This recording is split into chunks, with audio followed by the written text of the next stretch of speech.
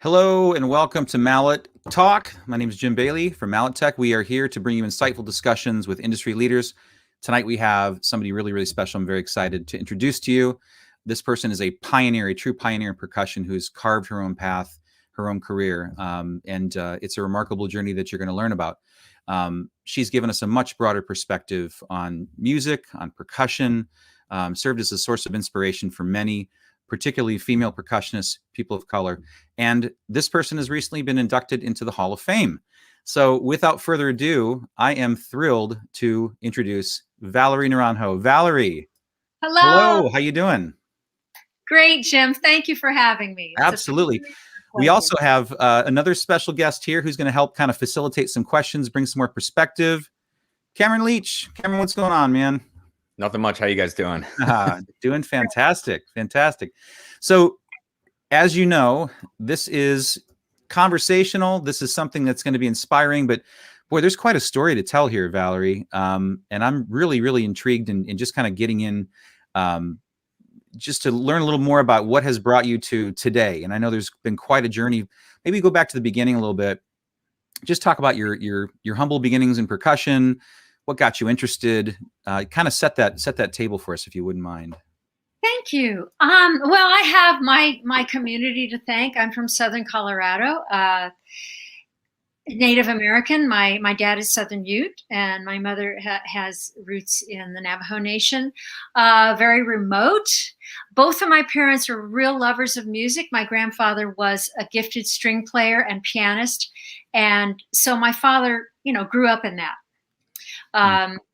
Apparently my grandfather had a situation where he could bring people together to, I guess you call it, to jam, but especially in farming communities in Southern Colorado, there's a lot of opportunity in the winter to do nothing. So he took care of that, and my father really respected that. My mother herself wanted to be a drummer. She has always been in tune with the power of rhythm as a spiritual power. And because of that, when she was a kid, she wanted to be a drummer. Again, in Southern Colorado, a young woman behind the drums is going to play in the bar and in the VFW hall and, places where her guardians said, probably not a good place for a young woman to be. So she always had that kind of desire to interact with percussion and with drums. So she persuaded me as a 9-year-old to study drumming. Never told me that she herself wanted to do it until well into my career. And I just thought, wow. Well, my mom's my heroine. But to exercise that kind of restraint, I really was grateful for. But I come from a community where music is not only entertainment, but it's a spiritual power. So I think that's kind of flavored my approach to music, for better or for worse. I think for better, but I'm really grateful for the San Luis Valley in Southern Colorado, where I grew up. That's incredible. And we're also going to learn a little bit about your hobbies as a result of probably your geographic location, but we won't spoil that quite yet. Well, clearly you had a leg up just from the very, very get-go based on the culture and the community that you grew up in. Did you have a defining moment before you were asked to study percussion that you said, I love rhythm, I love music, I love drums, I want to really, really dig into this? I didn't really have that kind of defining thing. Like in traditions, you hear about things like, I'm going to give you an analogy, arranged marriages. And as a Western person, you think, oh, that's terrible. Oh, how can that be? But it's a tradition of the parents kind of having a source of wisdom for the child, so to speak. So when my mom said, try to study drums, she wanted to sell my drum set once because I didn't practice enough, and that was psychology that got me into practicing. It was just, I felt like it was my path. The one thing I did, that aha light bulb movement that I had, was after graduate school, when I studied with the wonderful Gordon Stout, who really made me grow as a marimbist and as a person. I came back to New York City, where I'd been living before, and I just knew about the Geo from undergrad. I didn't know what it sounded like. I knew that marimba, because I have I kind of have a curiosity about where things come from. And that's gotten me into a lot of Mhm. trouble. It's also been good. So the marimba, where does it come from? We transcribe Bach, we transcribe Scarlatti from marimba. What about the ancestors of the marimba? And so a friend of mine and I, when I returned from graduate school, just started combing all the record shops. What does the ancient marimba sound like? And I went to the African Record Center in Harlem, and I asked this question: do you have any traditional marimba music from Africa? And the guy turned around and he said, he pulled out an LP of Kakraba Lobi, Mhm. master Geo player from Ghana. And I took it Mhm. home, put it on, and I said, this is it. This is Parliament Funkadelic, Explosion Fire, on a marimba instrument. So, at that moment, like several light bulbs. And, this is after grad school. And, I'm sure, Cameron, after school, like this nothing but possibility. This is the whole world of possibility in front of you. And when I got this record, that was my aha moment. Not about percussion, because I was already in love with that, but about the geo specifically.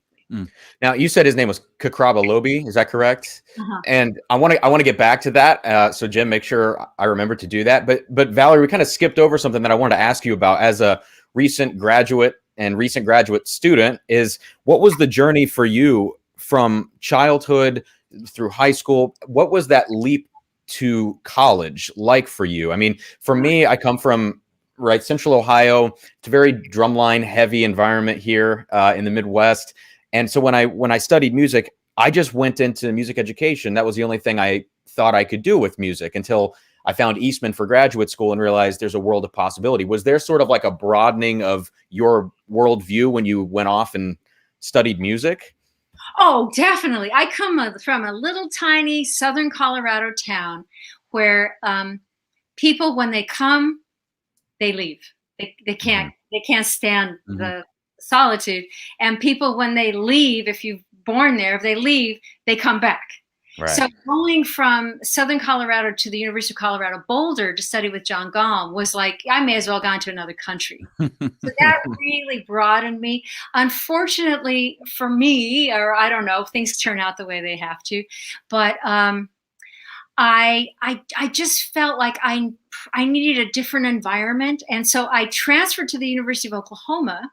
Okay. And I changed my major from performance to vocal and instrumental music education, which now I am so happy that I did, because you study all the instruments. At OU, I could study private cello, private piano, private voice. They were just a very kind of progressive kind of situation. Grad school, well, then I met Lee Howard Stevens the last semester of my senior year. Oh my God. And I said, I can't believe what this person is doing on a marimba.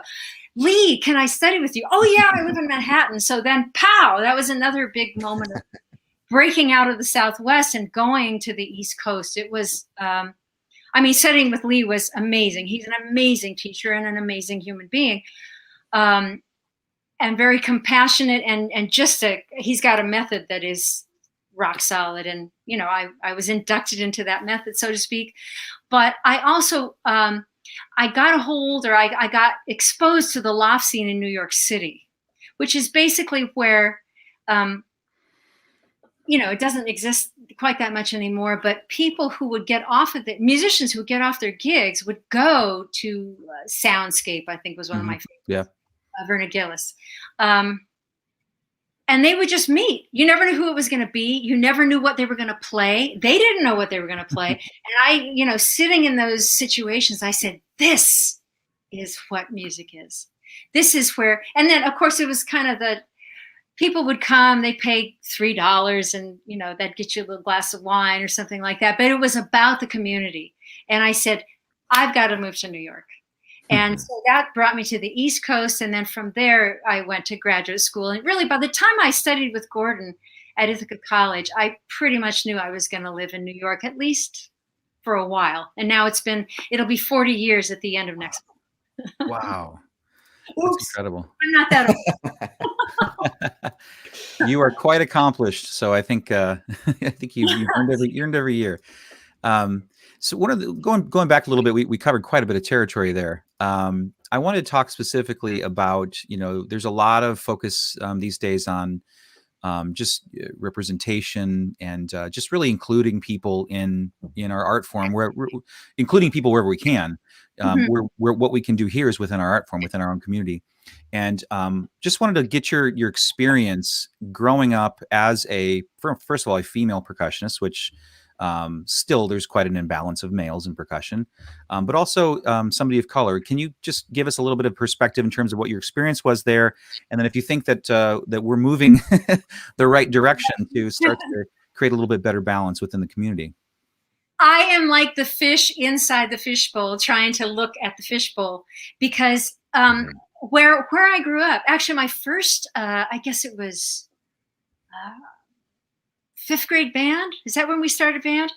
There were no men. There were no boys in the percussion section. We were all girls. Oh, wow. Yeah, we just Southern Colorado is a strange place. UFOs, high mountains, all kinds of stuff.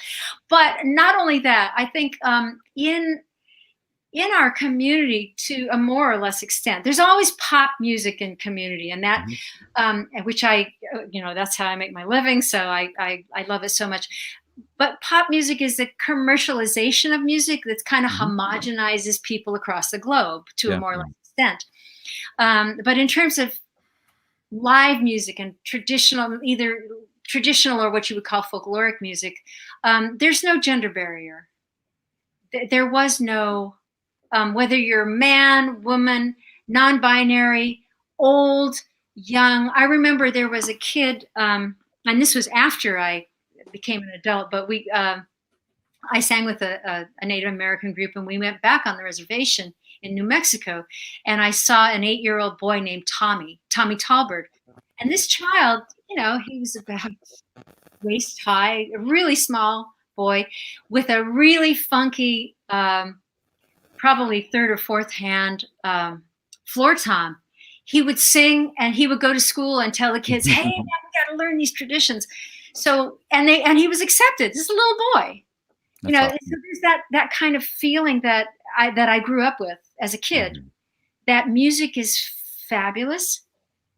Music is magical. Music can change a life condition.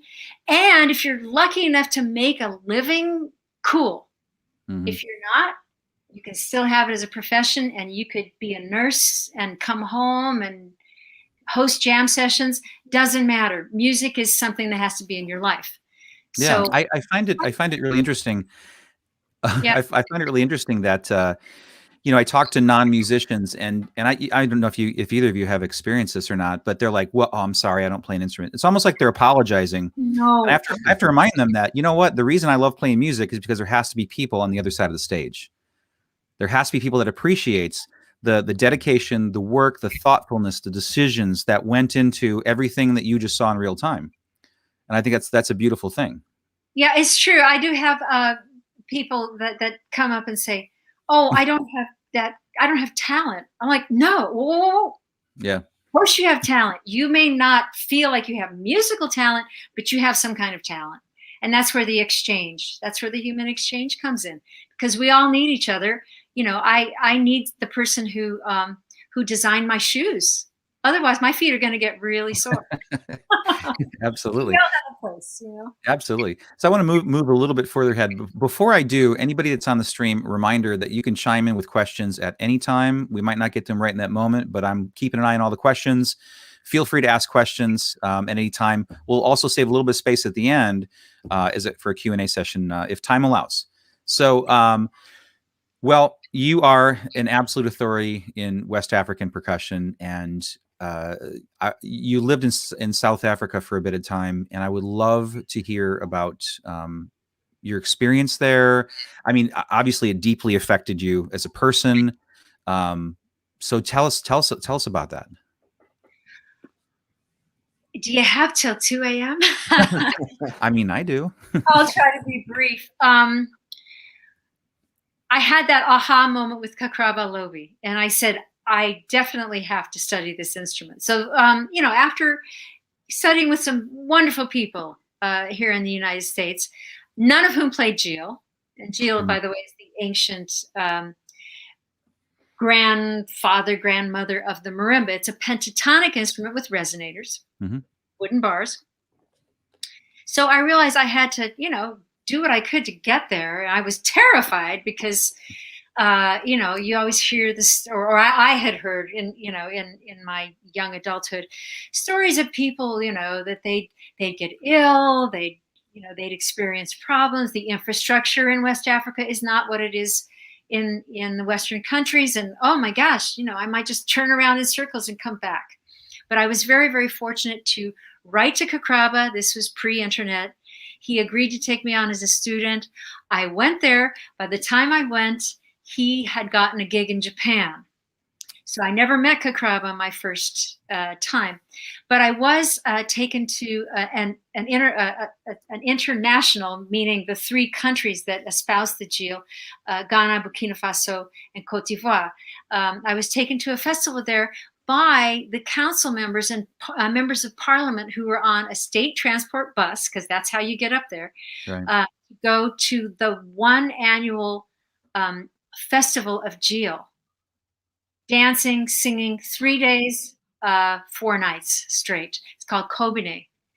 And it just opened my eyes to a lot of things. But the most important thing I think that it opened my eyes to is that music, and I always knew this, but I could really experience this from looking into the fishbowl from the outside, that music, art, writing of any kind, literature, in our case, instrumental music and dance and song, are spokespieces for the community that creates those things. And I ran smack into this amazing community of people who live life very richly. And I don't mean this. I mean, there's the art of conversation, the art of community, the idea that I am not from here in and from skin out, it's you. It's that all of us on this podcast, that's me, for example. There's this kind of feeling that community is the most important thing in life. And it blew my mind. Wow. Yeah. And so when you're experiencing that in that culture and you're learning the Jil, how did that affect, did you have to switch any gears in your brain to adjust to that as you're learning this new instrument and this new way of playing? Absolutely. The first thing is, in Western pedagogy, you usually start on the left and go to the right, top of the page or whatever. In other words, we learn incrementally and we learn mathematically. Here's beat 1, here's beat 2, or here's phrase 1. Or here's the first 3 phrases, you get the whole fish. And so the first thing I realized is, number 1, I had to concentrate much more carefully. And number 2, my physical stamina, I just had to really be on my game. I remember the first lesson I took with a gentleman named Nuwan Baru, I started learning a very complicated piece of men's music. And the first thing, we sat down opposite each other, and first thing I had an interview with him because you want to make sure that I had the right intentions. And once that happened, then we had lesson. And after about 10 minutes, I was tired. This was I was concentrating hard and it was physical. And so I just kind of stopped playing. And he got very upset. What? He didn't speak much English. What you do? And I said, I'm sorry, I'm a little tired. I'm going to take a break. And he didn't know enough English to know what take a break. Right. So he asked one of the kids, he said, take break. So one of the children explained to him what that meant. And he said, no, take break. In this music, no, take break. And I realized, if I want to study with this very intelligent master musician, I can't take a break. The second thing then probably happened the next day. I mean, it was like boom, boom, boom experiences one after the other.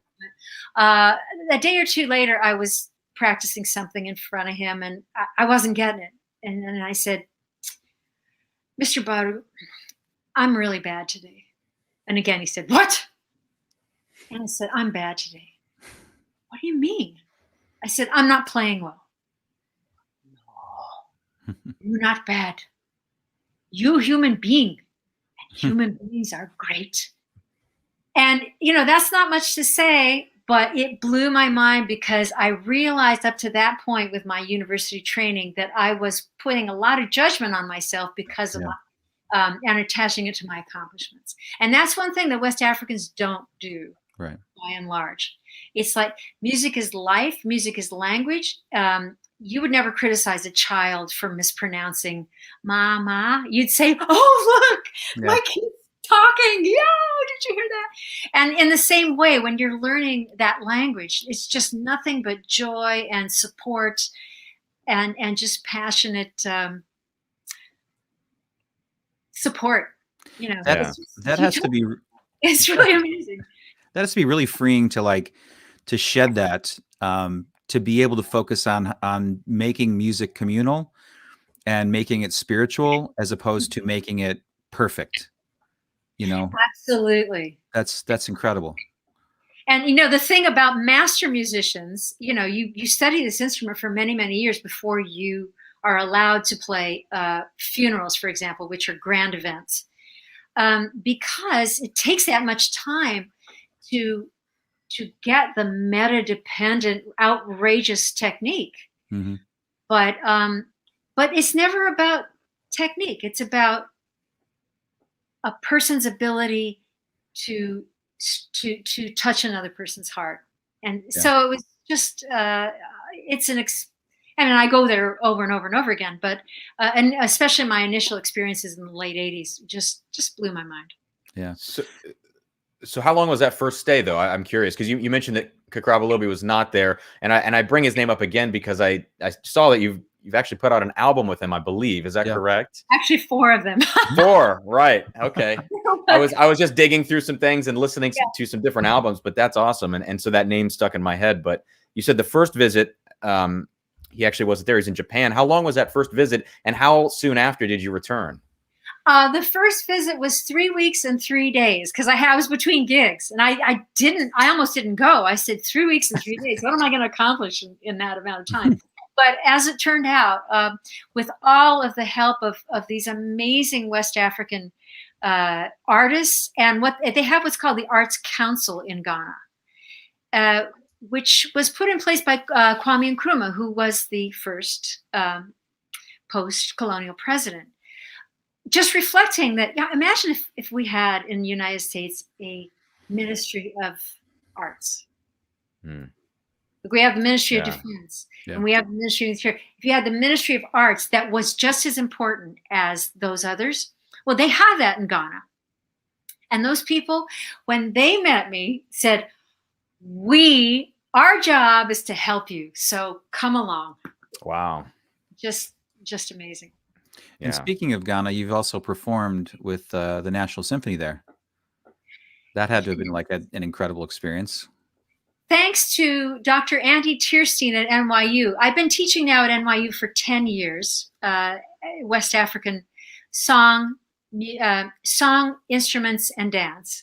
And Dr. Tierstein called me up, I think in 2016, and invited me to a project for the Global Institute for Advanced Studies. NYU, as many universities, has satellites throughout the world. Mm-hmm. And so, this is a way to bring those satellites together.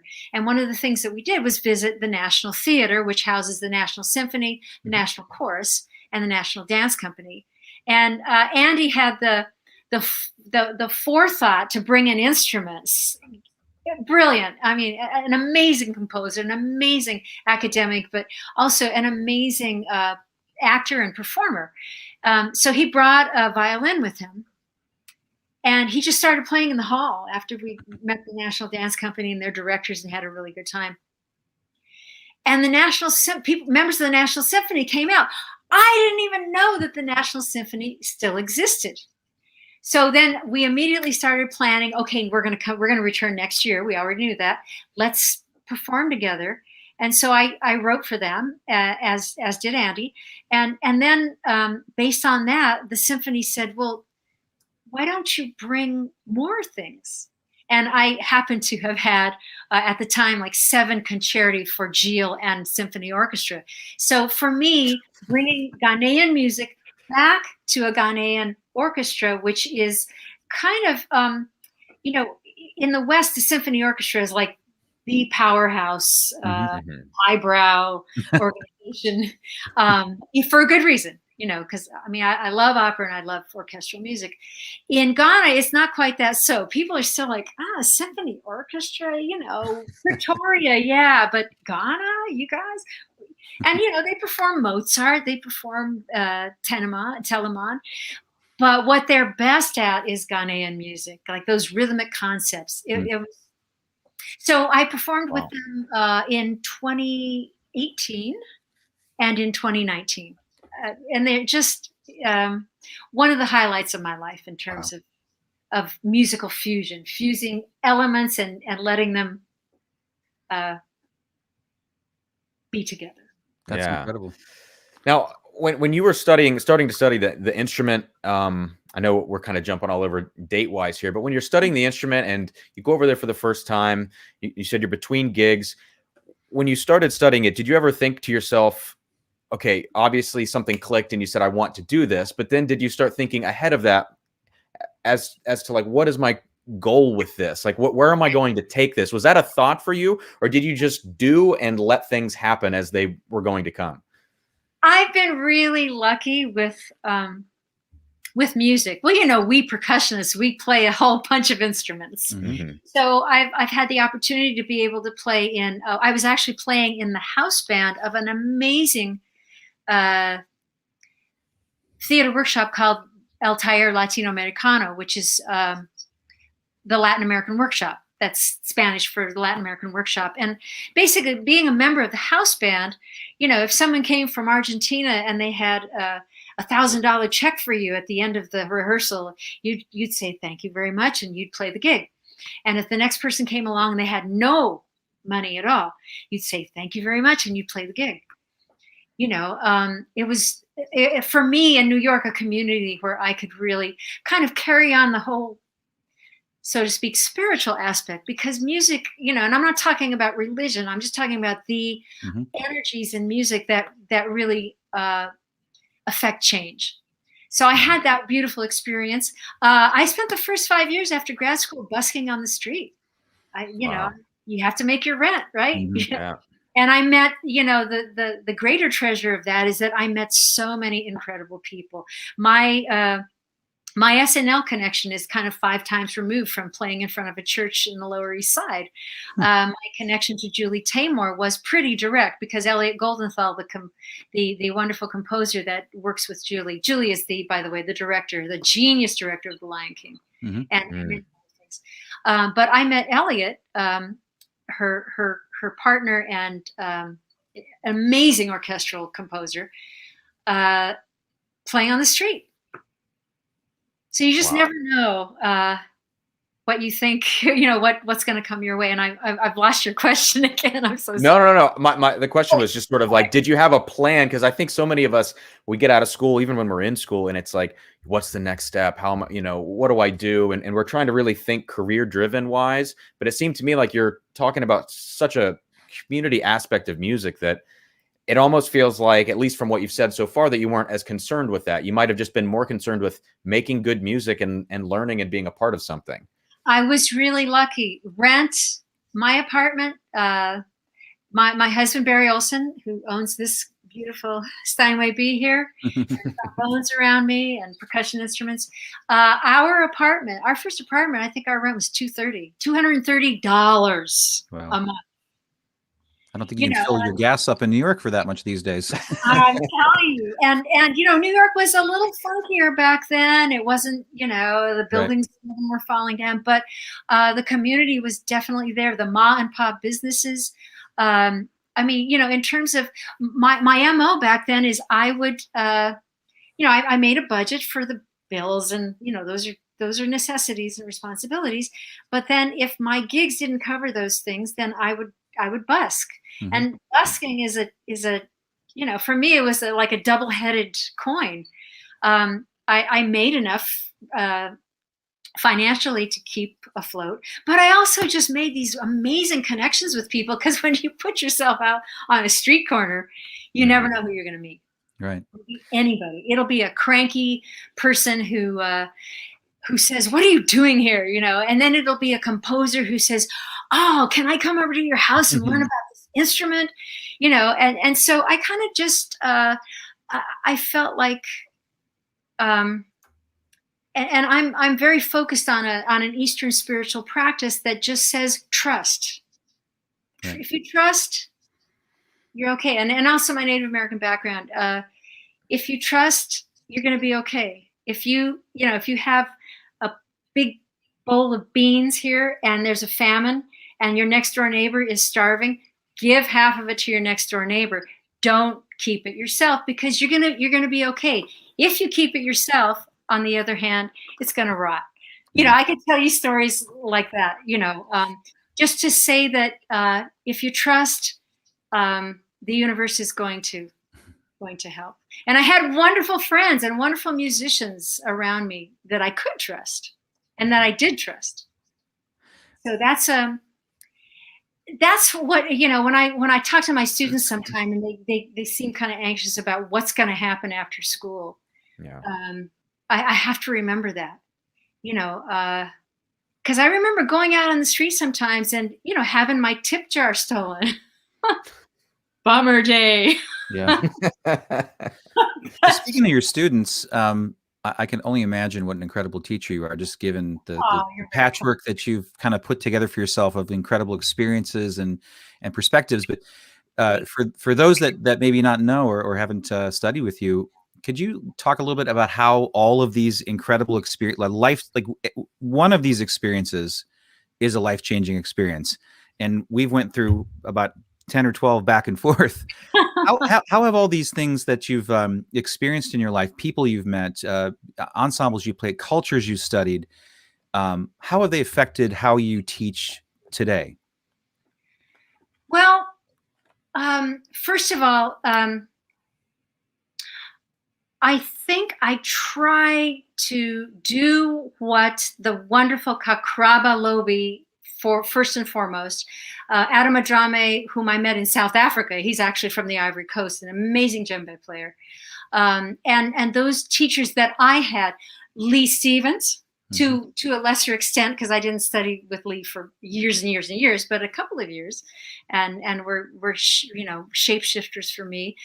Gordon as well. I did my graduate studies with him, but in particular those West African teachers and Native American teachers as well. I tried to form a kind of a experienced person apprentice relationship with my students. You know, if you're a painter and you got a wall to paint and you have somebody and they have never done anything, you just give them a paintbrush and say, okay, let's start painting. Okay, yeah, now see, now, of course, music is not like painting. It's much, much more complex. But that's the way Kakraba was with me. He started me, for example, with this really complex music that is not metered. It's called pire. I thought I was going to lose my mind. I really just, I would concentrate, and he'd say, "Beep, beep, beep, beep, beep, beep, beep, beep," very jazz-like, right? "Beep, beep, beep, boop, beep, beep, boop, do, do, do, do, do, do." You got it? No, Kakraba. No. Yeah. Beep, beep, beep. Right, exactly the same way. Beep, beep, beep, beep, beep, beep, beep. You got it? Okay, again. Beep, beep, beep, beep. Yeah. Third time, fourth time, seventh time, he plays something 20 times. You've got it. Now you play it. And so I try to do that. I try to make, first of all, everybody gets an A. There's no judgment. You know, when you start judging musical performance, I think it kind of shuts down, especially a young person. Mm-hmm. I mean, when you're young and inexperienced, how can you be a master? You can't. Right. That's why you come. At SNL, we say when we goof up and really have a bad rehearsal, Leon Pendarvis says, "Well, that's why we rehearse." And in terms of the students, that's why they are. That's why they come. They have a love and a passion, and you can't shut down that passion. Now, how do you share complex dance, complex singing, and complex music to people who have never done that? It's a vibration of love. Mm-hmm. Yeah, there's a very fine line between giving somebody perspective, but keeping them open so that they could kind of absorb that in a way to become their own artist, with their own interpretation, their own voice. Absolutely. Absolutely. And yeah, for me, teaching online has been a really big challenge because I'm the kind of person who, I'll stand over someone and then I'll go, yeah, but your hand, check this out. You could go da da, or you could go da ba, or you could go slam slam, or you could go full. So I'm really, I feel like hands-on is very important. So the transition to Zoom was a big one of these for me. Oh yeah, it's been fun, and I've enjoyed it, and I have really amazing students at NYU. They trust me, I trust them.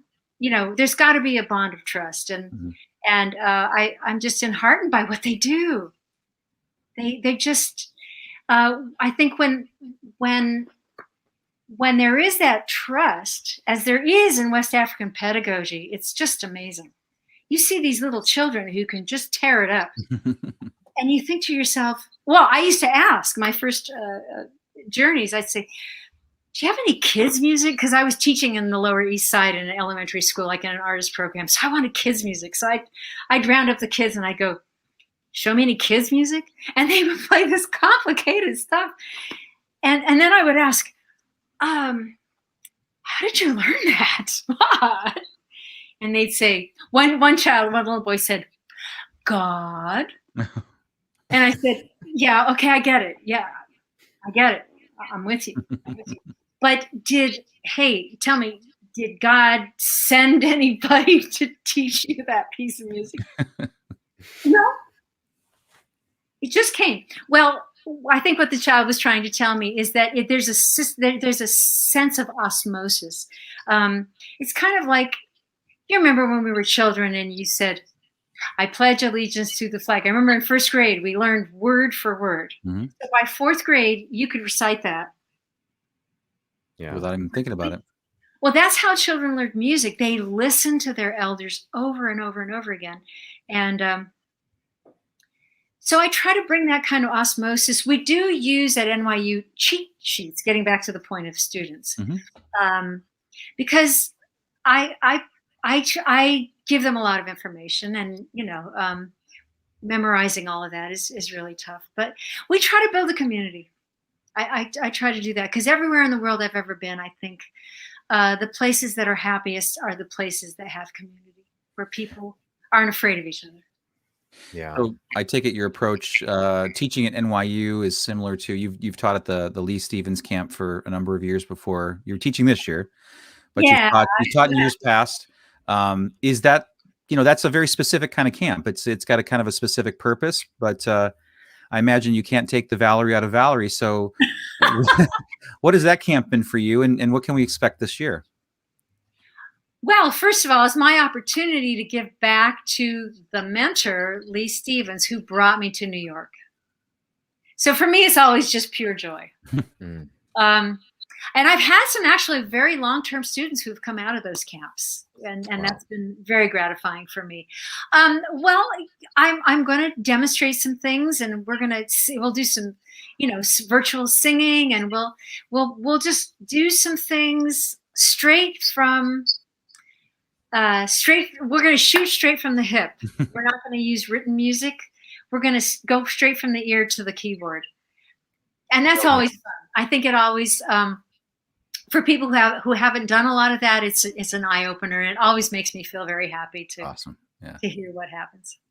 Now, you talked a lot about in your early years, the sense of community. Then you go to school and you develop sort of this I don't want to say punitive approach from certain professors, or just the idea of classical music and things like this. And then you sort of, in some ways, emancipated yourself from that and returned back to this community music making, which is really sort of an inspiring story. And when you're teaching your students, the fact that you're keeping it very community based, everybody gets an A, but it's very open ended. I really love to hear that, right? Because I think a lot of us, our experience in school was just trying to get it right, and then that really sort of holds us back now. And I can just only speak for myself personally. I've spent the last 3 or 4 years out of school playing professionally, trying to get back to, no, this is the way I want to do it, not the way that my teacher would have done it or whatever else.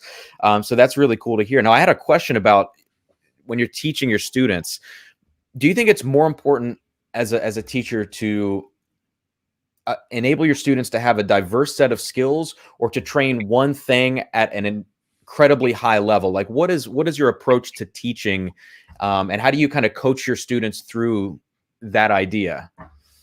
Yes, all of it. But all of it in a way that, we've always heard that, we only use 10% of the brain. I've heard that. And I think with the right nurturing, we can, school is a time to delve.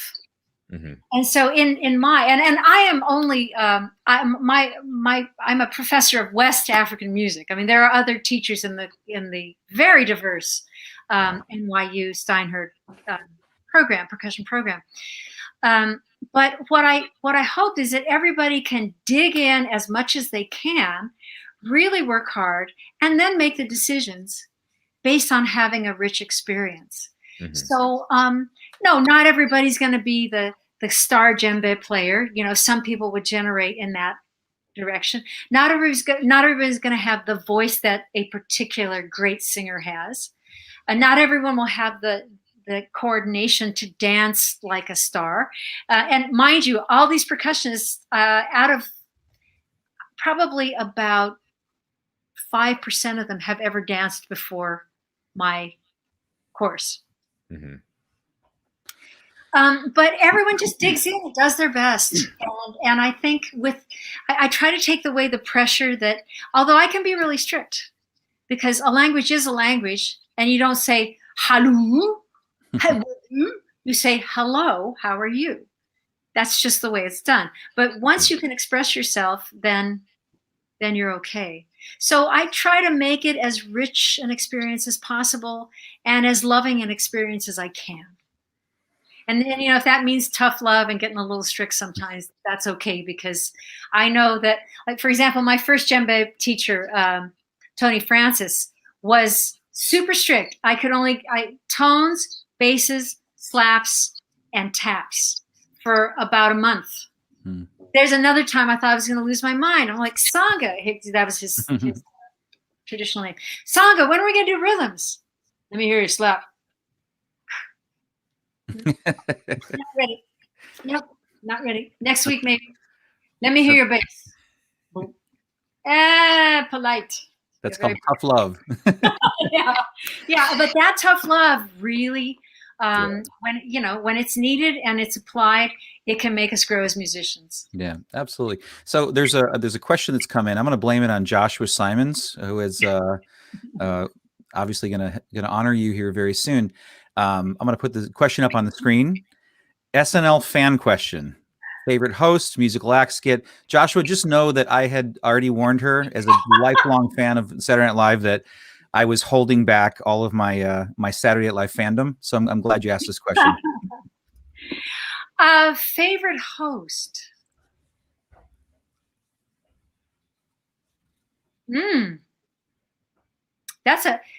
I could tell you my favorite musical. I mean, there's so many. There's so many. Maybe perhaps Queen Latifah, but there's so many favorites. It's really hard for me to. It's kind of unfair for me to pinpoint a favorite. But Queen Latifah was amazing. Jennifer Lopez, the second time she was on. Third time she's been on, I think, thrice, if I'm not mistaken. The first time she was understandably nervous. It was very early in her career, and she did great. Second time was about 2 years later. Oh my gosh, I felt like I was celebrating. I was like back in the bandstand going, yeah, because she had grown from like a somebody who'd been put in the spotlight suddenly and been given fame.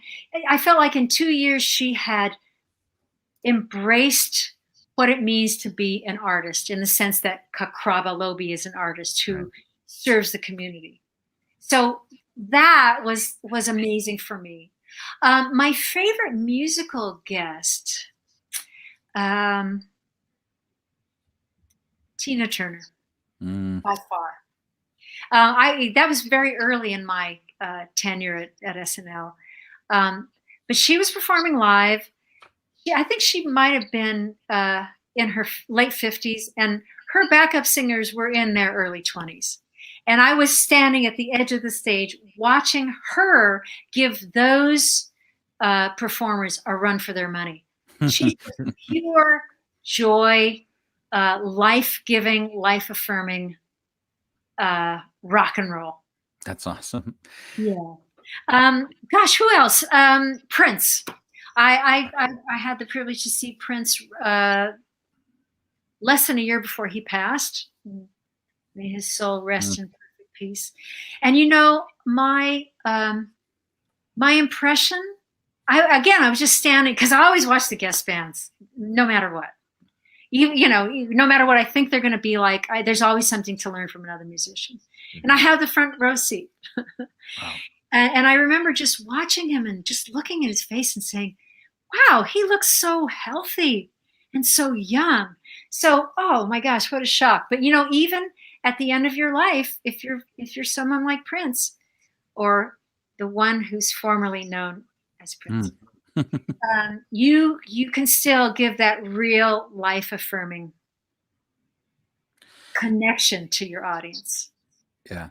Gosh, I'm just sitting here thinking about all the things that you've seen with your eyes. Oh my gosh. Experience. It's mind blowing. It's like we could be here till 2 a.m. Oh my gosh. Yeah. It's funny. There's a gentleman named Andy who just chimed in with a question, actually, that was part of our kind of our outline. A really kind of insightful question I want to pop up for you. It kind of goes back to Ghana. But it says there that, can you tell us a little bit how you opened the door for female players in Ghana, and how the playing that you've discovered in that time affect your marimba technique? And I'm assuming that means kind of the Western marimba. Thank you so much, Andy. My first journey to Ghana, as I mentioned to you, I was actually bumped headfirst into what's called the Kobane Festival, and I traveled there. I was immediately interviewed for my character, and I was frightened. I'm like, you know, I'd never been to West Africa. Like, what are they going to expect of me? I don't really know too much, but they just wanted me to be a sincere person, I think. And I had 3 teachers immediately for 3 full days before this festival. And I was nonstop studying with sometimes all 3 of them at the same time. And what I didn't know is what you're supposed to do when you go into a new village. You're supposed to visit the chief first, because it's the chief's responsibility to ensure peace, happiness, and harmony in the village. So we did a little bit the other way around. I went to visit Chief Carbo. I think it might have been my 4th day in the village named Laura. And he interviewed me. What kind of musician am I? What kind of background do I have? What is my ethnicity? He wanted to know about what they call Red Indian culture. And he asked me to return the next day and play for him. And what he didn't tell me is he had assembled a council. The council is a group of men, usually in their 50s, 60s, 70s, 80s. And they make, like the chief, they're like his advisory board.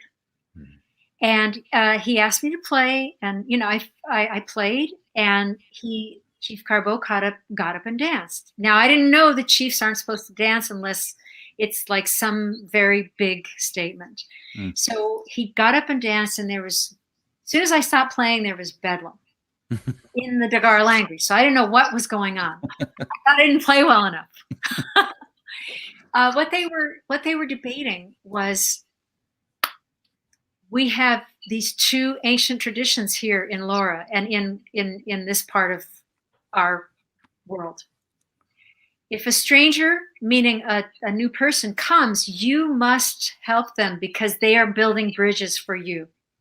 You must aid and abet whatever what they need. But the second tradition is, women don't play this instrument. It's not for women. So they went back and forth, and one of the council members said, "Well, let's talk about this. Why aren't women allowed to play? Let's talk about it. Why is this?" Mm-hmm. And another member, this is all recounted to me later, said, "Well, I guess they're not allowed because they're not allowed." And so, the chief he put a stop to it. He threw up his hands and he said, "From now on, women are going to play." He said this in English so that I knew. Wow. And of course, then I said, "Oh my gosh, I've been breaking all kinds of rules here. Why am I in trouble?" But I performed at that festival, and people were coming up. Not everybody was happy. Mm-hmm. Some people were not happy at all, but a lot of people were happy. And what ended up happening was 11 months later at another festival, a woman placed first. Now, this is a very long study here. So all we can surmise is that she was studying in secret. Interesting. And then from there on, women began to play. In terms of playing marimba, it's just been a mind blower for me because the Jil is half marimba. It's like marimba grandmother, as I said before, but it's also played like a multi-percussion instrument, so that if you can think of what a kit player would do, if he could, instead of having 2 feet and 2 hands, could split the parts between his 2 hands, because it's only 2 mallets that a kit player uses. I don't have any mallet right with me, but I was learning a lot specifically about independence, or what we call independence, which is actually meta-dependent because it's all part of the same piece of music. But they take meta-dependence to a very, very high level. And so in studying this music and then going back and playing jazz gigs where I'd play the cat with my left hand, put a bass patch, and then marimba with my right hand. All of a sudden, I just, without doing much of anything, I had a facility. And I think that really has a lot to do with not only the facility technically, which I'm still working on to this day, believe me, but just touching, where Parliament Funkadelic got its bass lines, whether they knew it or not, where Earth, Wind and Fire got their vocal lines, where we got, the blues. Mm-hmm. Just touching that firsthand, I'll never be the same person. I'll always be a little bit happier and healthier, I think. I'm sure. So we're getting ready. We're staring the finish line down. We're staring it down here. Always interesting to learn a little bit. We've delved so much into your incredible journey to get to today. I always love to just peek behind the curtain in terms of who Valerie is. That's not necessarily music related. So any hobbies, things that you love to do, any things that you found and fell in love with because of COVID? Did you bake sourdough bread, or, was there any, what do you do when you're not making incredible music with SNL and making me jealous? Well, both my husband Barry and I are Barry's a multi-instrumentalist, so he keeps me, and he's a voracious reader of history, so he keeps me on my game historically. I'm very lucky, and I give a shout out to everyone. Find your soulmate. To have a soulmate is a very important thing, or to have many soulmates that can enrich your life. It doesn't have to be your one and only partner. We both love to ski. We love downhill. We love challenging. And if we can connect, one of my best gigs in my life was playing for the Native American Culture Center in Anchorage, because it was a great experience professionally and spiritually for me. But the ski area is called Alyeska, and you can ski and you can see the sound. You know, you can see the water. You can see Oh, wow. salt water as you're skiing down Double Diamonds. I love that. COVID, you know, COVID's an interesting thing because I know a lot of people are kind of redefining who they are and who they are in the world. Right before COVID, I was going to go to Ghana, then Ivory Coast, and then swing up to Burkina Faso to do a festival. And my travel schedule was outrageous. You know, I was not, and I feel like I wasn't giving as much attention to the important things. Of course, travel is important. Performance is very important. So since the beginning of COVID, I've gotten much more deeply involved with my students' growth. It's been nothing but joy. I've also learned how to cook Indian food. I never considered myself much of a cook. You know, Barry was the cook. I cook like 3 times a year and have like 50 people over and have a really big bash. But then day-to-day cooking, I've learned how to cook Indian food. It's, you know what? It's not that hard. And it's really fun. I'm glad you mentioned that now, because had we started talking about cooking at the very beginning, anybody that knows me, we would have never talked about the other stuff. Yeah, eating good food, taking good walks, having beautiful long conversations with people. That is really what's important. You know, music is wonderful. And, you know, I try to tell my students this too. You know, being accomplished is wonderful. Being happy is even more wonderful. Making others happy, that's what's wonderful. And if you're, obviously, if you can get your music to do that for people, then you're really, you found your life's purpose. But you don't have to sweat it. Just be yourself and be your best self, you know. And I feel like particularly during the summer, because I am broadcasting from our house in the Catskill Mountains. I look out and see deer. I see the stream. It's just really the commune with nature. Because I used to blow down here for a day or so and go, oh, this is beautiful. Okay, gotta go back. Gotta get on a plane. You know, so for a year I haven't done that, and I think it's been a good rest. Yeah, and I tell my friends back together with people. You know? I talk to my friends. I'd say I hopefully one of the good things we take away from this is we'll call this the Great Reset. You know, it'll allow us to have kind of all simultaneously reclaim some time back for ourselves and get life to a pace that you can enjoy the things that you're talking about and have perspective without feeling like you got to move from point A to point B, you know, while you're thinking about moving to point C. Absolutely. And, you know, it's just, we're coming to a higher vibration. I know that sounds very new agey, but, you know, anytime that, I think that productive people just stop and take a breath and just can resonate in that appreciation is a very valuable thing for all of us. Agreed. Well, you know, we're about to close out here. And thinking of moving forward now out of COVID, what kind of projects are on the horizon? Obviously, you've recorded quite a few albums, I think 11 albums at this point. So, and looking at those, you know, if you want to talk a little bit about those, but also what's on the horizon, like what's up next now that things are starting to come back to normal? Well, you know, the first thing I started thinking of, I was going online and saying, oh, maybe I should record another album. This is the perfect time to do it. I wasn't feeling that. I thought, you know, education, it's a time for education. Now that we've been, you know, we're moving forward. There are a lot of, believe it or not, there are a lot of Geely that are out there in closets and attics and basements. And I'm embarking on a project to try to publish and involve my students, because, you know, if you can't pass on your art, it doesn't go far. Right. That we can get some of those joyful instruments back into the hands of their joyful owners.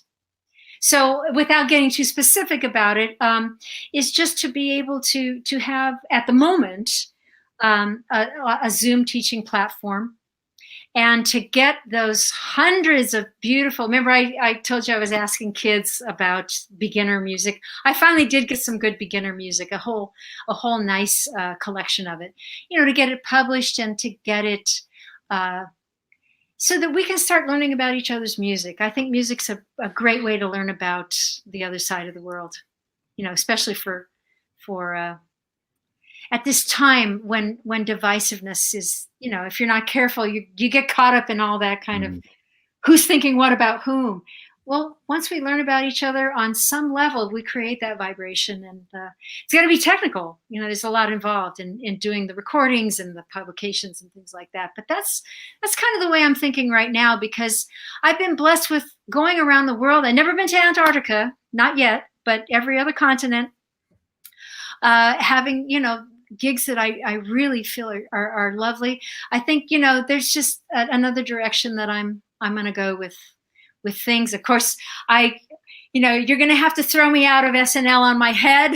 I'm going to be there as long as I can, because it's, the family that Lenny Pickett and Leon and by the way, one of my favorite drummers, Sean Pelton, have put together. It's an amazing family. Indiana boy. It's, and I hope to teach, forever in 5 days and move things forward, and connect cultures any way I can. However that can be. Valerie, this has been really mind-blowingly fantastic. For me too. You guys are the best. Yeah, this is just a ton to think about, a ton just to imagine the experiences, the things that you've seen, and the moments that you've had is incredible. I want to thank you very, very much for being a part of this. Cam, thanks for helping me ask some insightful questions. Those that are online, I hope that you guys, got some really inspirational, insightful, entertaining, educational, funny content out of this. If you are interested, Valerie, do you have a website that people can go to check out your albums? I just put it back up. It's called mandaramusic.com, MANDARA. At this point, there's some glitches. I got it up for the Hall of Fame thing. I said, "Oh my gosh, I don't even have a website up." If you Google my name and Mandara Music, you'll get a page that says that it's not working. But if you go on the sidebar, if you click any of those sidebars, it'll get you into the website. Awesome. And I thank you so much, and thanks to Lee. I mean, he's pioneered and spearheaded not only a whole genre of music, but so many things for all of us in the musical community.